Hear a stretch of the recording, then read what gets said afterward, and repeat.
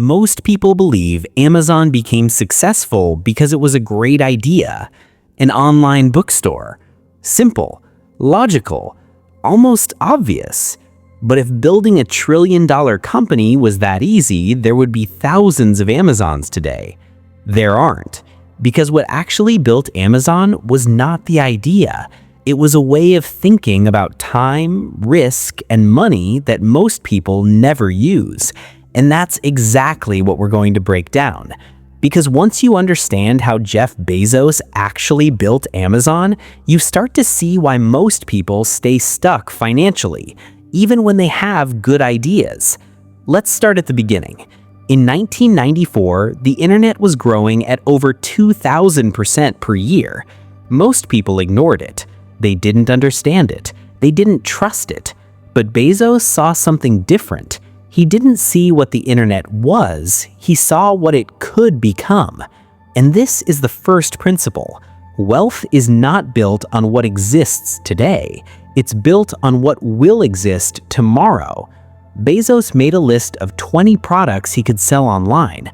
Then he chose books, not because books were exciting, but because they had millions of titles and could be easily shipped. It was a strategic decision, not an emotional one. This is where most people go wrong. They chase ideas they feel passionate about instead of ideas that make economic sense. Amazon launched as an online bookstore, and in the beginning it looked small, very small. Orders were packed in a garage, desks were made from cheap wooden doors. The company was losing money, and from the outside it didn't look impressive. But something important was happening behind the scenes. Bezos was not trying to make money immediately. He was trying to build infrastructure. And this is where the second principle comes in.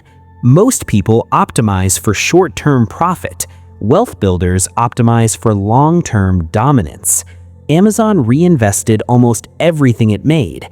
Instead of taking profits, Bezos poured money into warehouses, logistics, and technology. To most people, this looked risky, even irresponsible. Why would you run a business that doesn't make money? Why would you keep reinvesting instead of enjoying the rewards? But Bezos understood something most people don't. Control the system and profits come later. Ignore the system and profits disappear. While competitors focused on making money quickly, Amazon focused on becoming impossible to compete with. Faster delivery, wider selection, better customer experience. Every improvement made the system stronger, and every year competitors fell further behind. Now here's where it gets interesting. Amazon wasn't just building a company, it was building habits inside customers. People started trusting Amazon.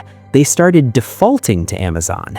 Instead of asking, where should I buy this? The question became, is this available on Amazon? That shift is everything. Because when a company becomes a default, it stops competing. It becomes the environment. And this leads to the third principle. The most powerful businesses don't win by being better, they win by becoming unavoidable. Let's break this down with a simple example. Imagine two stores. One is slightly cheaper, the other is slightly more convenient. Most people will choose convenience. Now, multiply that behavior across millions of people over years. Convenience becomes dominance. Amazon understood this deeply.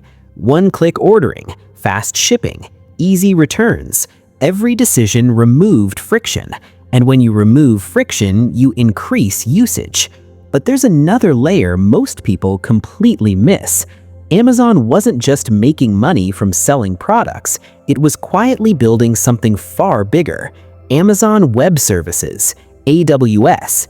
At the time, it seemed unrelated. Why would an online bookstore build cloud computing infrastructure? It didn't make sense to most people, but it made perfect sense to Bezos because he was thinking in systems. AWS allowed companies to rent computing power instead of building their own servers, and today it powers a massive portion of the internet. This is the fourth principle. The biggest wealth is often built in places people aren't looking. While everyone focused on Amazon's retail business, AWS became one of its most profitable divisions. Quietly, consistently, powerfully. Now let's talk about risk, because this is where most people misunderstand Bezos completely.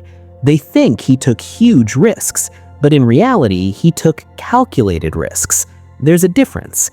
Bezos used something called a regret minimization framework. He asked himself a simple question: when I'm 80 years old, will I regret not doing this?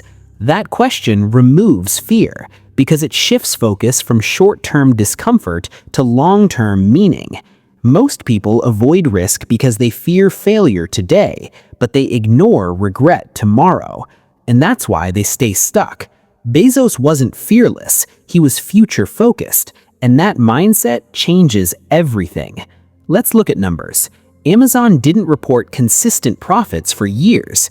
In fact, many investors doubted the company. The stock was volatile, uncertain, risky, but over time, the system started working. Revenue grew, infrastructure scaled, customer habits strengthened, and eventually, profits exploded. This is the fifth principle: growth first, profit later, but only if the system is strong enough to support it. Most people try to reverse this. They chase profits first, and because of that, they never build something that lasts. Now, here's the deeper insight. Amazon's success was not just business strategy, it was psychological. Bezos understood human behavior. People value speed, they value ease, they value reliability. And when a company delivers those things consistently, it earns trust. Trust turns into habit, habit turns into dependency, and dependency turns into dominance. This is not just true for companies, it's true for money. If your financial habits are weak, your results will always be unstable. If your system is strong, your wealth becomes inevitable. That's the real lesson here. Amazon didn't win because it was lucky. It won because it built systems that improved every day. While others focused on outcomes, Amazon focused on inputs.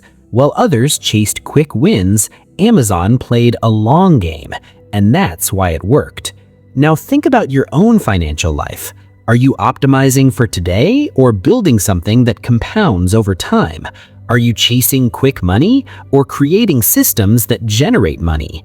Because the difference between staying broke and building wealth is not income, it's strategy, it's patience, it's thinking in decades instead of days.